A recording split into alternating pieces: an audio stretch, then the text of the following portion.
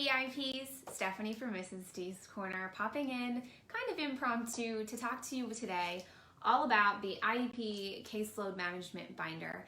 I get a lot of questions about how I use it, what's included. I know the preview on Teachers Pay Teachers isn't super fantastic, and I apologize for that, but I wanted to pop in just to kind of share what's inside of it with you, how I use it, what it looks like when I use it in my classroom, and mostly just show you what's inside and how to use all of the different parts.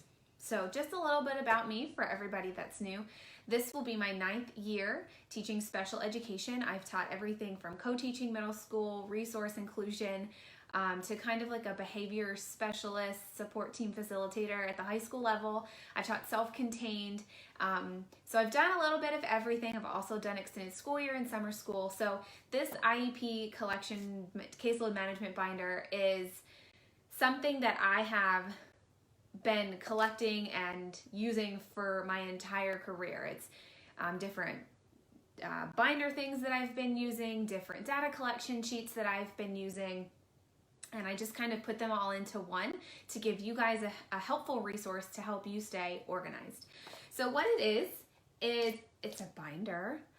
Go figure, right? It's a binder. It comes in a bunch of different themes. I don't even know how many I have now. I think there's over 12. This is the best-selling theme. It was the first one that I came out with. So this is the one that some of you may have. This is the Lily Pulitzer inspired theme. My most recent one that I've printed and the one that we're going to take a look at. I also have the tribal one over here, and then I have the black and red and white one over here. So you can see that I like to change my theme up quite often, so 4 times in the last 9 years. And I know that that's something that y'all are wanting, so I'm looking to figure out how to give you guys those options when it comes to choosing a theme and not being stuck with one when you purchase it. So right now how it works is when you purchase a theme, that's the theme that you have. You don't have access to any of the other themes. I am trying to come up with a fair way to give everyone access to all of the different themes. So stay tuned for that, and as soon as that is ready, I will announce it first here in the VIP group. I also did want to mention, because there was a question earlier in the VIP group about using this binder, the IEP Caseload Binder, as a parent IEP binder. And if you're a parent and you're going to be using this, I would recommend the parent IEP binder as the toolkit, and I will do a separate live here in the group about this one and what's included and how to use it, and how teachers, you can help your parents in the classroom, help them stay organized and all of that fun stuff, because I think this is a great resource for parents to have to stay organized, because most times they have more paperwork on their child than you do, because they go their entire school career, right? So this is for teachers. The other one is for parents. And there are 2 completely separate binders. The one that's linked above is the caseload binder, and this is the one we're going to be talking about today. So let's get started. I'm actually going to use this one.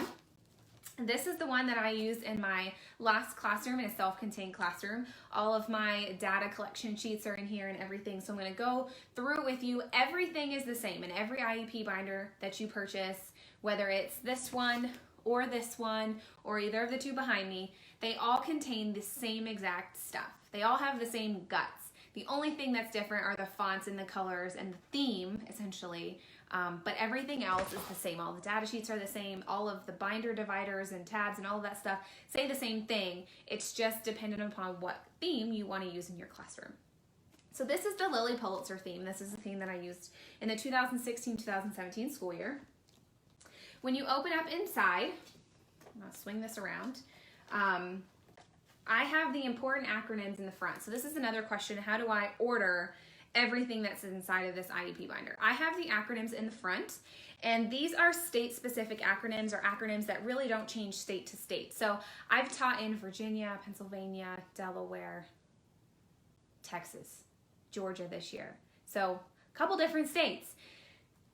All of the acronyms change, everything changes. So I was so used to, when we moved to Texas 4 years ago, it was always called an IEP meeting. Well, in Texas, it's called an ARD. So these are very state specific, and you can edit all of these in here. They're in here, but you can edit and add all of the ones that you want. So I keep that first, because I think that's super handy to be able to look at it just like this. Now, I use this IEP binder as a home base for everything that I need when it comes to data collection, state laws, district laws, FAPE, all of that stuff that we need is in this binder. When it comes to student-specific things such as their specific progress reports or student goals or copies of student goals, right? Or their progress reports, all of that goes into their color-coded IEP binders. And I should have grabbed one. It's in my closet over there. You do get, with this purchase, you do get 6 different binders, meaning student binders. So if you didn't want to color code, but you wanted your students' binders to match your IEP binder, there are 6 that are included in the download. They are not the color-coded binders. Those are something separate, and I can link the color-coded binders above. I should have done that beforehand. So this is my home base. This is not where I keep any student-specific information. This is my home base, again, home base to keep everything that I need for my district, the state, all of that fun stuff. So first page is the acronyms, and then I'm going to go into contact information. Now you can either print these on regular paper or cardstock. I also, the first year that I printed them in this one, so this was 14-15, I have my acronyms in the front. I have something falling out. And then I printed it on regular paper and I laminated it. So instead of using the tabs like you saw in the other one, I actually just went and bought tabs at probably Staples or Target or somewhere and just wrote on there what it was. So you can do tabs that way. You can laminate them if you want to, like I did in this one. I only did that 1 year. I didn't find it helpful, but whatever works for you. Typically I just print on cardstock. We're falling over. I hear you, and it doesn't sit upright because of all the... All right. So we have important acronyms. Again, you can print on cardstock, color paper, whatever you want. The tabs I print on cardstock, white cardstock. I cut them out and then I glue them in. That's it. And if you wanted to laminate this afterwards, you totally could do that. This is where I keep school contact information. So not like parent contact information. That stays in student-specific IEP binders, the color-coded ones. The school information I keep here. So this is a great place where if you have a sub or a long-term sub, they can certainly look in this binder. It's not breaching any terms of confidentiality. It gives them another home base as well to check into. So the principal, assistant principal, all this fun stuff. This is all editable, so you could change the names of all of these if you have somebody, or maybe you have 2 principals or 4 assistant principals, depending on how large your school is. I've been in a school with that many assistant principals. So just a home base for that. Then there's also the IEP team. Now, it depends on the student, it depends on the state, depends on the school, all that fun stuff, who the IEP team is. Sometimes it's grade specific, sometimes it's not. Sometimes it depends on who's available that day to be the general ed teacher. But I like to keep the school psych, the speech path, the occupational therapist, physical therapist, the school nurse, the counselors, and then anybody at district that may be coming to meetings. I like to keep all of their names in one place, their names, their phone number, and their email. It makes it super easy. If I need to email somebody or reach out, I know exactly where to find that information. I also keep grade team contact information for all of the different schools. So my last school was a K-6 school. Well, it's pre-K to 6, pre-K to 4. I'm sorry, pre-K to 4. I have it at 6 here because I just printed it. But I keep all of their contact information here. You could just print this off the website, write it in, type it in, however you want to keep it. I do this because my last classroom was 1st through 4th grade, so I had a lot of grade teams that I had to keep track of and figure out who everybody was. So when I first started, it was a great place for me to have all that information. Caseload. Now this one is sideways. When you go to edit it, it's going to look like this on your page. But you just type it in like normal, like you would type in anything else, and it'll come out when you print it like this. Student's name, grade, age, homeroom disability, due dates, what other service did they receive, and it also comes in different colors. Comes in this format, caseload snapshot with a color and a black and white. Student information, again, I don't keep student information in these, but for this sample binder, I did print this page so you know that it's here. There are student and profiles, and IEP at a glance is included that match the themes of each of them. So you could simply use these as your IEP at a glances. I would print front back. That way you only needed 1 sheet of paper. Like if you wanted to give this to a general ed teacher, you certainly could do that. Your calendars. So you have an IEP tracking calendar, your RR, your annual tracking. That's what RR is. I forget the specific. I have a couple versions of that, but it's your IEPs and your reannuals and all that fun stuff. Your calendars. I don't personally use the calendars within these, but I know it's a great option for some of you. I use the Erin Condren Life Planner. It literally is my life planner, but you could certainly keep track of all of it in here. parent contact information. Parent communication log, I have a separate binder. It is also free in my TPT store. Similar to this, a little bit different, but a parent communication binder, this is in here to match. So if you wanted all of your themes to match for everything, all of your binders, you can certainly keep it in here that way. IEP meetings gives you before, during, and after the meeting snapshot of different things you need to do. It's also editable because it depends on the state that you're in, the different routes that it takes to get to an IEP meeting or different things that you need to prep for an IEP meeting. In Virginia, I had to handle and schedule all of my own IEP meetings. In Texas, I did not. I simply had to write the IEP goals, rewrite the PLAF, and show up to the meeting, and that was it. But not in Virginia, I had to do everything besides the testing. So it's very state specific and it's editable, so you can change all of that out to meet your needs. Friendly reminders that you can send home for parents. Friendly reminders. Again, I keep the copies in here. I might take a paper clip and just copy like the extra copy, so when I need one, I can just pull one out and take it in.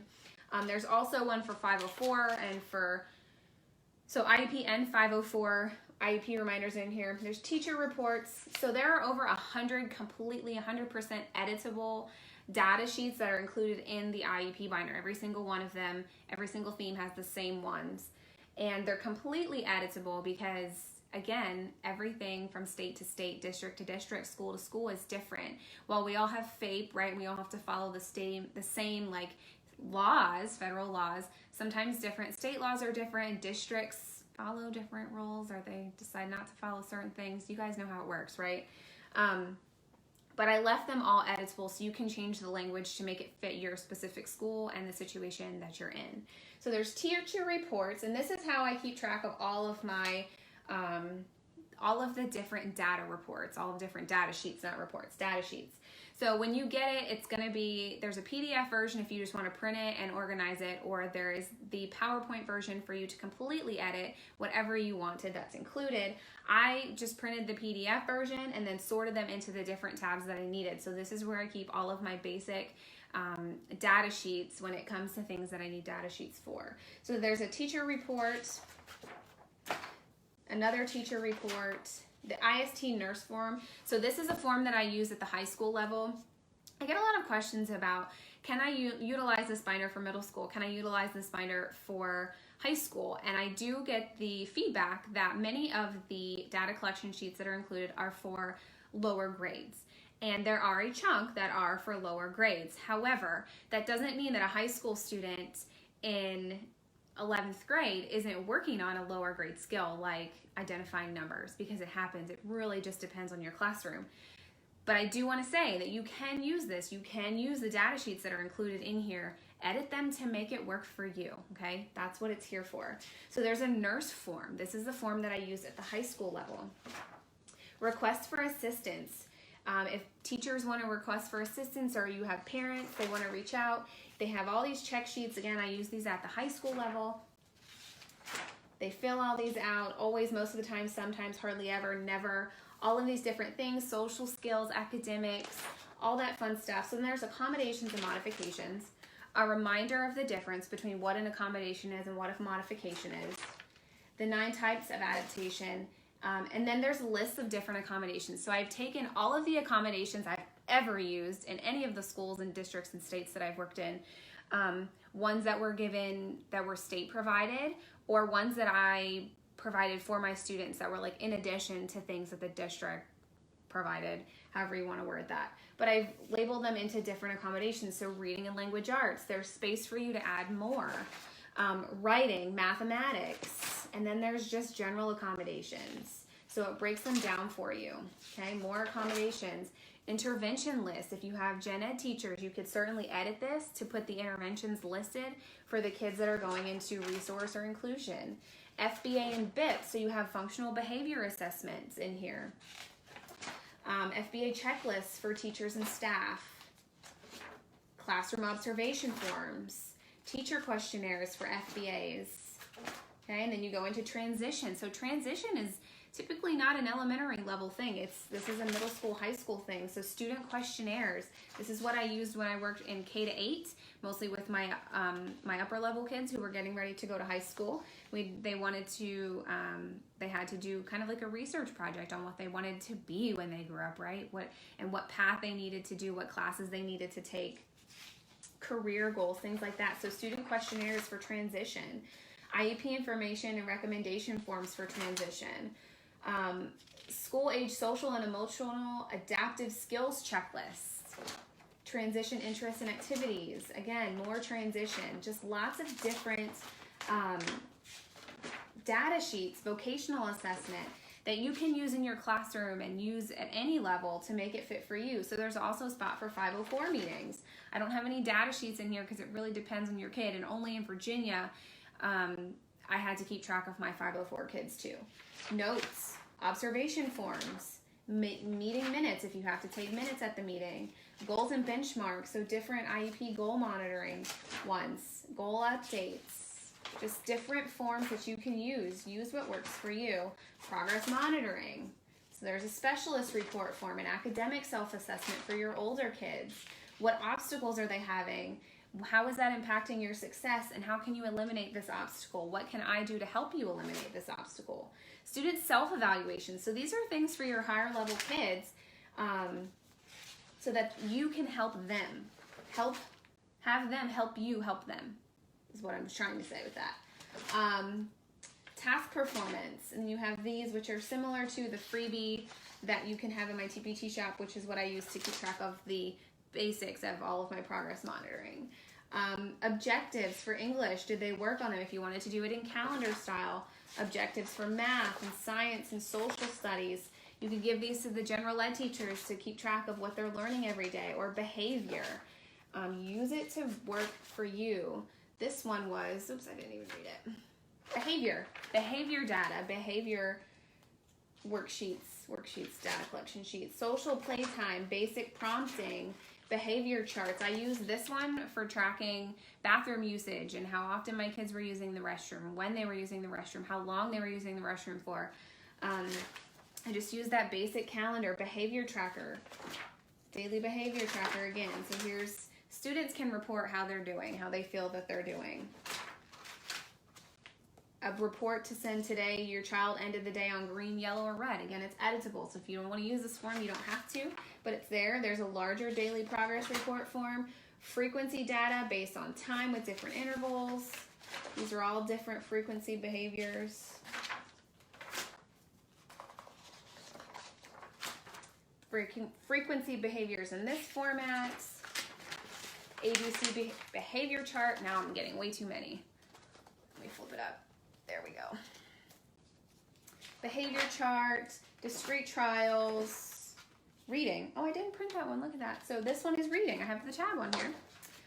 Reading fluency. So this is where reading mastery, reading fluency, reading comprehension, story sequencing, letter identification. So these are some of the lower skills that I used in my last classroom.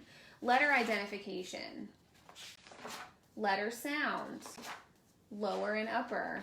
I'm going to flip through these really quick because I know these are all letters. Sight words, Dolch sight words. Words to learn, so you make your own list. Math, I didn't print math either. Number words, 1 through 10. Well, I have that color word identification, adding to 10. So these are just all different skills. Now these are all going to be your elementary level skills. Again, depending on your classroom and the ability levels of your students. Skip counting, coin identification, shape identification, telling time, and then we have data forms. I use my basic prompting, following commands, bathroom chart, Pledge of Allegiance, if you have your students play the Pledge of Allegiance, multi-step tasks, 3-step tasks, 5-step sequence, task analysis, lots of different task analysis dates and trials and all that fun stuff. Correct trials, monthly goal data, implementation checklist. A lot of doubles of some of these. Trials. And then this last one is student work samples. So if you wanted to put that into your student binders that are included in this that match, you certainly could. So all of the IEP binders come with everything that you've seen in this. They're all the same. They all contain the same meat and potatoes, just the theme is different. The fonts is different. The fonts are different. Let me speak correctly. The fonts are different. The coloring is different, but all of the meat and potatoes, all of the binder tabs, everything that's editable, it's all in here. It's all the same from binder to binder. It just depends on what theme you want to go with for your classroom. And there are, oh my gosh, I don't even know, probably 20 plus theme, 22 maybe I think I'm around 20 something.